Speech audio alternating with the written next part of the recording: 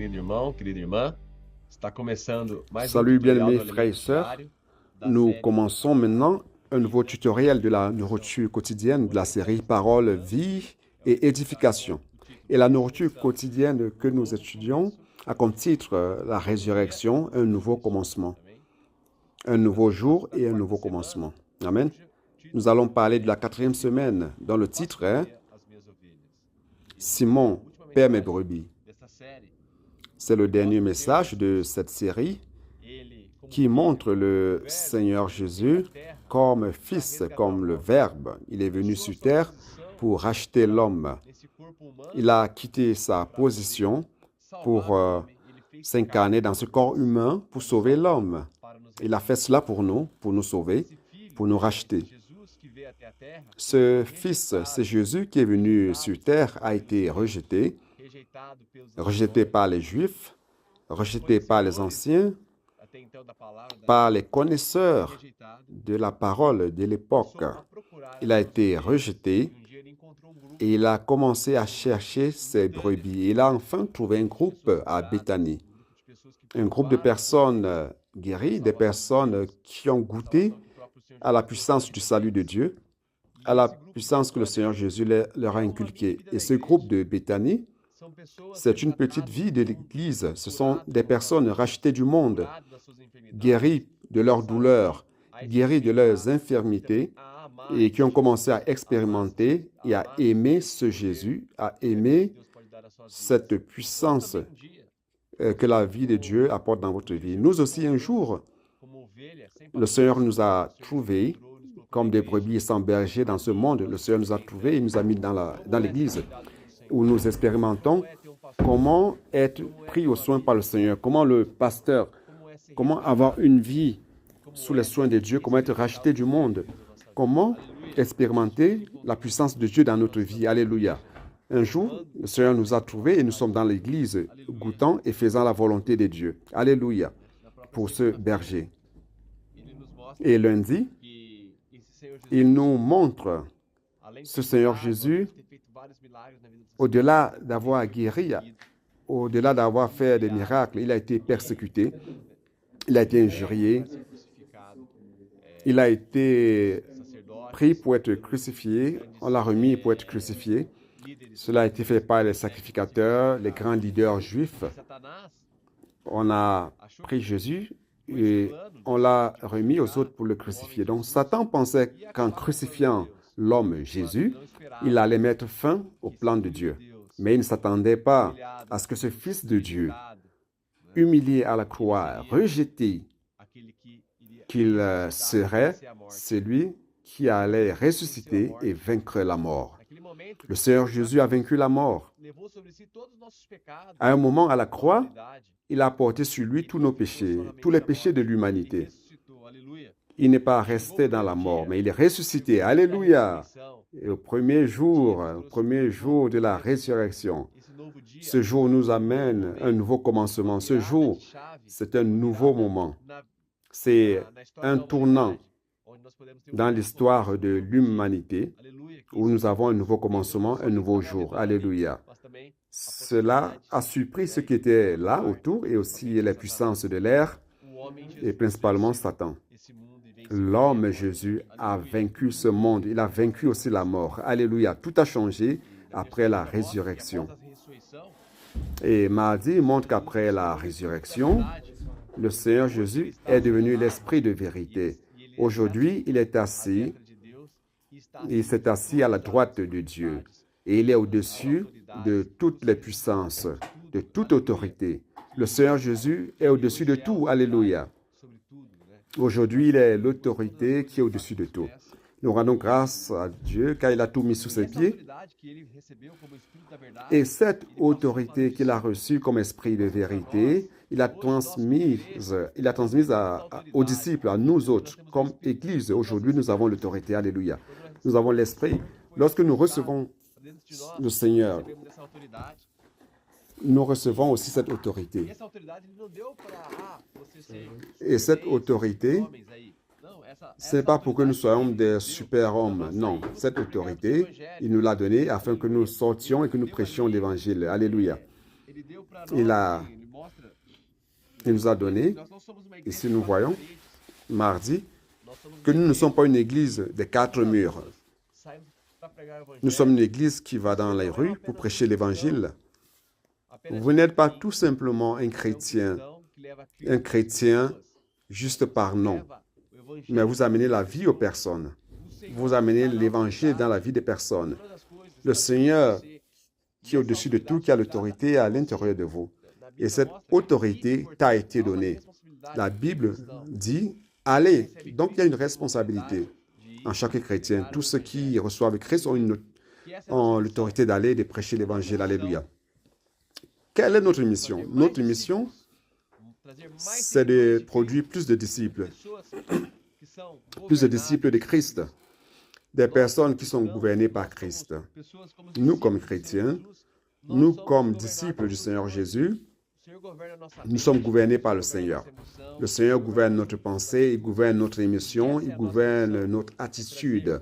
Et c'est ça notre mission, c'est d'apporter plus de personnes afin qu'elles soient gouvernées par Christ jusqu'à ce qu'il revienne et qu'il gouverne toutes choses. Aujourd'hui, nous avons déjà cette vie. Dieu qui gouverne notre vie. Et nous faisons aussi en sorte que cela parvienne à d'autres personnes. Que les personnes aient ce privilège d'avoir une vie gouvernée par Christ. Voyez le privilège que nous avons, frère. Amen, alléluia. Car c'est ça notre mission, faire en sorte que Christ gouverne non seulement notre vie, mais la vie aussi des personnes, des autres personnes. Mardi, on voit aussi l'expérience de Pierre. Pierre qui a régné le Seigneur 3 fois. En régnant le Seigneur 3 fois, il s'est dit, aujourd'hui, maintenant le Seigneur n'aura plus besoin de moi, je suis foutu, je ne pourrai plus suivre ma voie comme disciple. Il y a un passage dans Marc 16 où l'ange dit à Marie-Madeleine d'appeler les disciples. Quand elle a vu que le Seigneur n'était plus là et qu'il était ressuscité, l'ange lui dit, va dire aux disciples et à Pierre. Et à Pierre. Lorsqu'il dit et à Pierre, c'est comme s'il disait, je ne t'ai pas oublié, Pierre. Le Seigneur connaît la nature humaine. Il sait que nous pouvons tomber. Il sait que nous avons des faiblesses. Mais le Seigneur ne nous abandonne pas. Tout comme il n'a pas rejeté Pierre. Il n'a pas abandonné Pierre. Il a dit et à Pierre. Cela montre que le Seigneur prend soin de chacun de nous. Il connaît nos difficultés. Le plus souvent, nous allons échouer, nous allons tomber.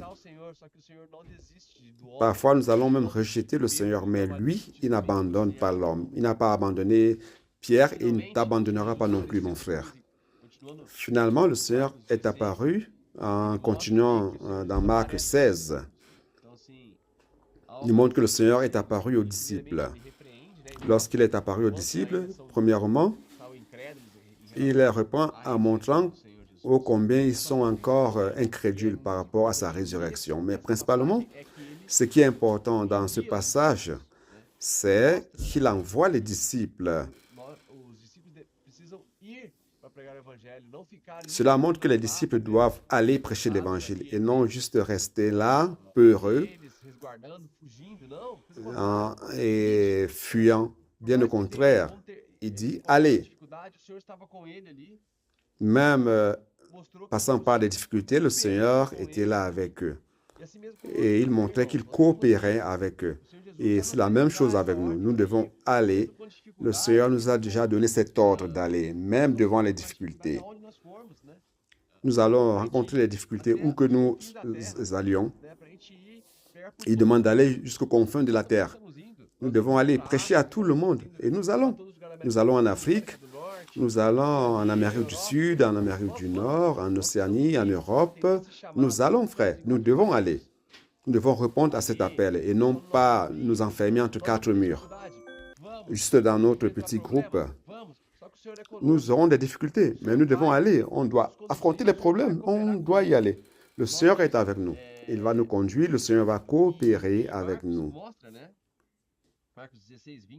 Et Marc montre aussi, Marc 16, 20, je vais ouvrir la Bible, il montre que le Seigneur coopérait avec eux. Marc 16, 20. Et ils s'en allaient prêcher partout. Le Seigneur travaillait avec eux et confirmait la parole par les miracles qui l'accompagnaient. Nous rendons grâce au Seigneur. Nous aussi, nous rencontrons des difficultés, mais le Seigneur coopère avec nous. Et par les signes, nous voyons qu'il est avec nous. C'est pour cela, frère, que tu dois abandonner ton ancienne vie, de se réunir uniquement les week-ends. Frère, nous devons sortir. Le Seigneur va coopérer avec nous et les signes seront évidents, montrant que le Seigneur est avec nous. Alléluia. Bien après, le Seigneur montre aussi dans Luc 24, 31. Deux des disciples étaient sur le chemin d'Emmaüs. Le Seigneur est apparu à deux. Ils n'ont pas reconnu le Seigneur. Ils ont utilisé leur logique humaine, leur concept humain. Ils n'ont pas reconnu le Seigneur. Ils ne l'ont reconnu que lorsque le Seigneur s'est en est allé. Et ils se sont rendus compte que lorsque le Seigneur parlait, leur cœur brûlait de l'intérieur. Frère, abandonnons la logique humaine. Le Seigneur nous parle. Nous devons prêter attention à sa parole. Si vous prêtez attention à ce que le Seigneur dit, le Seigneur va faire votre cœur s'embraser, comme il a fait aux disciples. Et bien après, la nourriture quotidienne montre une autre scène très importante dans l'évangile de Jean, qui montre que les disciples, après la mort du Seigneur Jésus, ils ont décidé d'aller pêcher. Ils ont pêché toute la nuit et ils n'ont rien pris. Cela montre que les disciples se préoccupaient de leur subsistance tout simplement, des choses de la terre. Et ils sont allés pêcher et ils n'ont rien pris. Ils ont passé toute la nuit là-bas, ils n'ont rien pris. Il y a un moment où le Seigneur Jésus leur apparaît et ils ne l'ont pas reconnu. Je vais lire la partie de la nourriture quotidienne qui parle de cela. Donc à l'aube, Jésus était à la plage et les disciples n'ont pas reconnu que c'était lui. Jésus a demandé, « Vous avez quelque chose à manger ?» Ils ont répondu, « Non. » Alors le Seigneur Jésus dit, « Jetez le filet à droite de la barque et vous allez y trouver. » Ils ont fait cela, ils ne pouvaient même pas tirer les filets car il y avait une grande quantité de poissons. Alors le disciple que Jésus aimait dit à Pierre, « C'est le Seigneur. » Et Simon Pierre, dès qu'il eut entendu que c'était le Seigneur, mit son vêtement et sa ceinture car il était nu. Il se jeta dans la mer. Donc le Seigneur était à la barque, ils n'ont pas reconnu. Mais c'est quand le Seigneur parle, sa parole peut le différencier de tout autre homme. Alléluia. Les disciples qui étaient là n'ont pas reconnu la voix du Seigneur. Ils n'ont pas reconnu. Mais lorsqu'ils ont vraiment prêté attention à sa voix et qu'ils ont obéi à sa voix en lançant le filet, ils ont reconnu que c'était le Seigneur. Ils ont reconnu enfin la voix du Seigneur. Ceux qui étaient des grands pécheurs, qui savaient pécher, c'était des professionnels dans le domaine, mais n'ont rien pris. Cela montre que notre capacité, notre subsistance vient tout du Seigneur, de la main du Seigneur. Et en continuant, c'est une partie qui est très importante, qui montre que non seulement le Seigneur Jésus leur a montré de quel côté ils devaient lancer le filet, mais le Seigneur avait déjà tout préparé. Il y avait du poisson et du pain préparé là à la plage. Cela montre que le Seigneur prend soin de tous nos besoins, frères. Avant que nous ne demandions, le Seigneur connaît déjà nos besoins. Il sait ce que nous traversons. Il suit tout de près et le Seigneur prépare tout. Cela montre que nous devons rechercher premièrement le royaume de cieux. Ce qui est dit, je dis. Frère, si nous prenons soin des choses du Seigneur, le Seigneur va prendre soin de nos choses. Si nous cherchons à faire son œuvre, le Seigneur va prendre soin de tous nos besoins, les besoins de nourriture, les besoins pour tout ce dont on a besoin sur terre. Le Seigneur prend soin de tout. Dans Matthieu 6, le Seigneur dit que nous ne devons pas nous préoccuper et ne pas être anxieux sur la terre, que nous devons chercher premièrement son royaume et toute chose nous sera donnée par-dessus tout. Le Seigneur va aussi nous donner non seulement ce dont nous avons besoin pour subvenir à tout ce dont on a besoin, comme dans Malachie, il dit que si nous sommes fidèles dans nos offrandes et dans nos vœux, le Seigneur va nous éprouver. Et nous allons voir combien il peut subvenir à nos besoins. Alléluia, il prend soin de nous, il prendra soin de notre subsistance et de nos offrandes. Alléluia. Et après avoir montré qu'il prend soin de notre subsistance, qu'il prend soin de nos besoins, il est celui qui nous donne la direction, qui nous montre où on doit lancer le filet et nous prépare du pain et du poisson sur la plage. Le Seigneur Jésus prend soin des disciples et nous montre ô combien il prend soin de nous. Après avoir mangé, après avoir eu cette expérience avec le Seigneur, voyant que le Seigneur est à l'avant de toutes choses, le Seigneur demande donc à Pierre, « Pierre, tu m'aimes plus que toutes ces choses ?» En montrant les choses de cette terre. Au cas de Pierre, ce qu'il aime faire, c'était de pêcher. Il prenait soin du commerce de la pêche. Et Pierre répond, « Seigneur, tu sais que je t'aime. » Et le Seigneur lui dit, « Paie mes brebis. » Et après, il répète encore, « Paie mes brebis. » Le Seigneur Jésus montre que la manière de montrer notre amour envers lui, c'est de prendre soin du troupeau de Dieu. C'est de prendre soin des personnes. C'est de prendre soin des choses de Dieu. Alléluia. Notre objectif ne doit pas être focalisé sur les choses de la terre, sur le poisson, sur le pain, notre profession, mais notre objectif, si nous aimons réellement le Seigneur, l'objectif de notre vie, c'est de faire sa volonté, c'est-à-dire paître les frères, paître les brebis, paître les agneaux, faire la volonté de Dieu ici sur terre. Alléluia, parce que le Seigneur prend soin de nous et il veut que nous prenions soin de ces choses aussi. Et la nourriture quotidienne montre le besoin de prendre soin des vaillants de David. Les vaillants de David, c'est ceux qui ont 25 et qui vont aller à l'université, sur le marché du travail jusqu'à 45 ans. Donc, ils sont impliqués dans les choses professionnelles de la terre, le travail, la famille, les choses de cette terre. Or, l'avènement du Seigneur est proche. Il est temps d'ouvrir les yeux, de voir ô combien nous investissons sur les choses de cette terre et ô combien nous investissons dans la volonté de Dieu. Le Seigneur a été clair avec Pierre. Tu m'aimes. Si réellement nous aimons le Seigneur, nous devons prendre soin des choses du Seigneur. Et le Seigneur prendra soin des nôtres. Il montre qu'à cet âge de 25 à 45 ans, c'est l'âge où il y a plus de prospérité dans la vie professionnelle. C'est là où toute chose sera déterminée, votre succès professionnel. Et plus vous avez du succès professionnel, plus vos besoins de consommation augmentent. Et les besoins aussi d'acheter des choses matérielles. La solution pour sortir de cela, c'est de prendre soin des brebis. La solution pour ne pas être impliqué dans les choses du monde, c'est d'être connecté au Seigneur, de suivre de près. Comment suivre de près? La nourriture quotidienne montre. Au-delà de la nourriture quotidienne, au-delà de l'immersion, c'est de suivre de près les lives, suivre de près les conférences, suivre de près les sorties pour la prédication de l'Évangile, suivre la parole de près. Frère, si vous suivez cette parole de près, si vous suivez ce mouvement de près, ça sera un antidote pour ne pas se contaminer du monde. Pour ne pas être impliqué et ne pas être endormi par les choses du monde. Chercher à croître dans la carrière, à gagner de l'argent, consommer, cela vous éloigne. Nous savons que cela éloigne les jeunes de l'amour, de la parole. On va parler d'ici peu aussi des adolescents.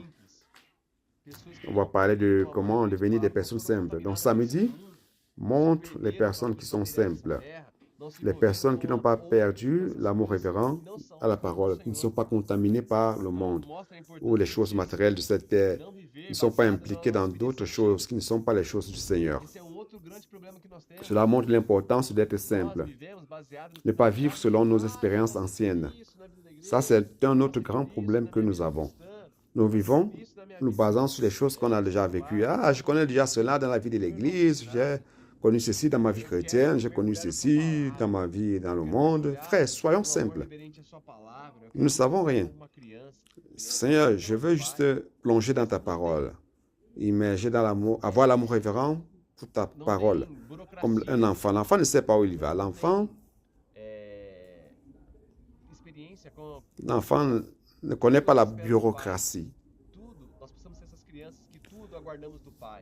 L'enfant n'a aucune expérience avec la vie. Tout ce qui concerne l'enfant, c'est autour du Père. Et nous devons appliquer cela dans notre vie. Le Seigneur est un Père, il nous donne la direction dans notre vie, à notre vie. Alléluia.